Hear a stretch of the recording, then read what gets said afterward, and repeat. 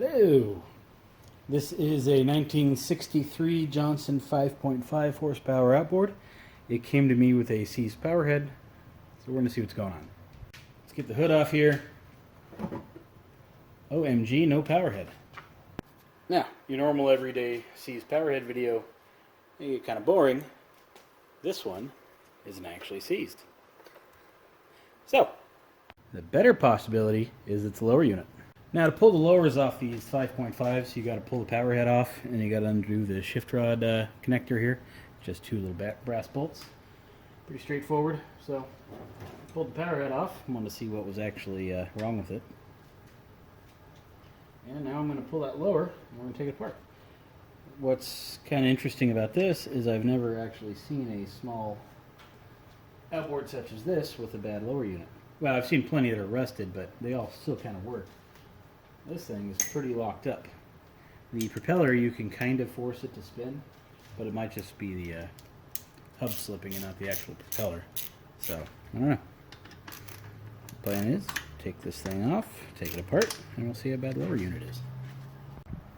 Well, here is the lower on the fixture here. The water pump is one of the upgraded plastic ones, and that's, I don't know, kind of expensive. I think they're like 60 or 70 bucks for one of those kits. So somebody cared about this thing.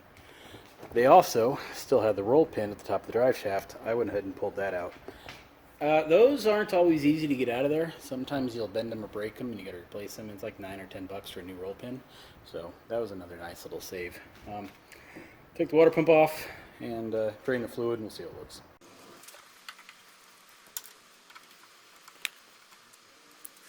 Well, the lower is bone dry, so that's not good. It means oil leaked out, or they were using it, oil leaked out, water got in, and then they took it out, water leaked out, and it's that empty. I mean, either way, we're probably not looking at good things inside of here. Now at this point, the drive shaft should pull out of here, but it's not. So that's not a good sign at all. Alright, got most of the screws loosened already. Got the shift pin out, which goes there. Hardware, really no issue. I mean, it was tighter than I'll get up, but it came right out. Didn't strip or round off any heads. So I'd say we're good to go.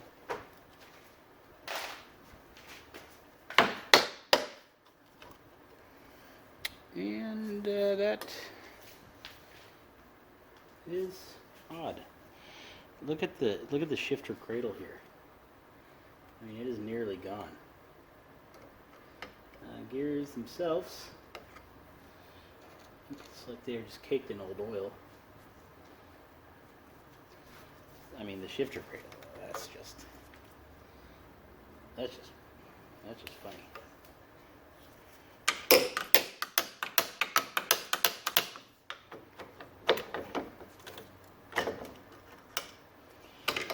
Alright, rust, yeah, I'd say so.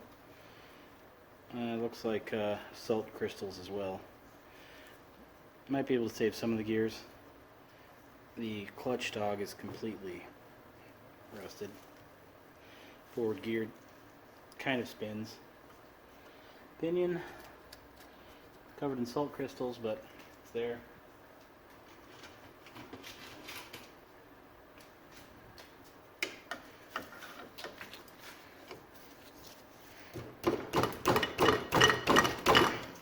Pretty stuck. Let's get a punch and see what happens.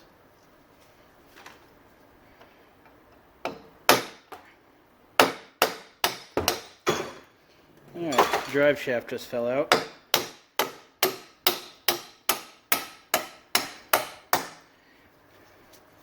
There's our pinion, now stuck on my punch.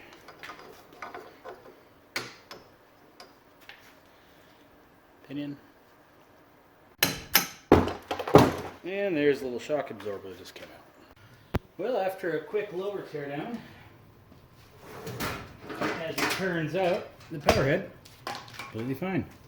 I'm gonna do a quick compression check on it, make sure. Kind of leaning towards it will be fine.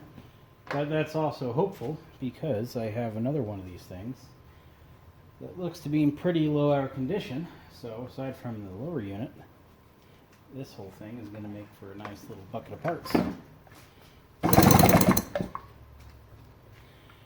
And we have just shy 90 psi, which is perfect. Probably do it again.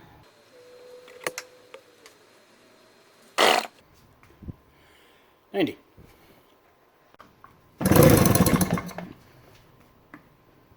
Just shy of 90.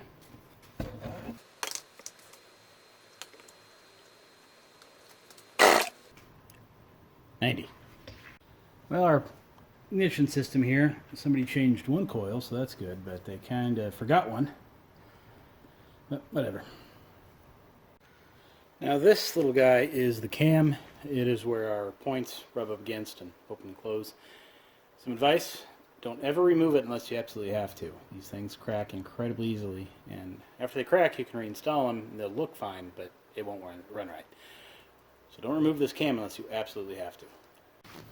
Yep, nothing wrong with this steering handle, huh?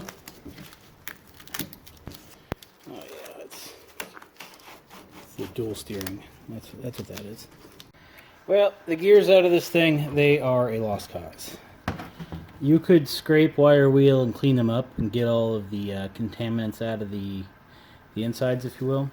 The problem is you'll never have a nice, clean, smooth transition between the pinion and the gear. You're always going to have a little grinding. It probably worked for quite a while, but I think eventually the gears and or the pinion would just kind of give out.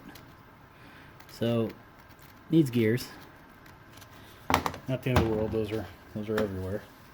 And the propeller shaft and the clutch dog have become one with each other. It does not move. I decided to go get a pipe and my hammer and see if I could hammer it off. I could. The clutch dog you could probably actually save.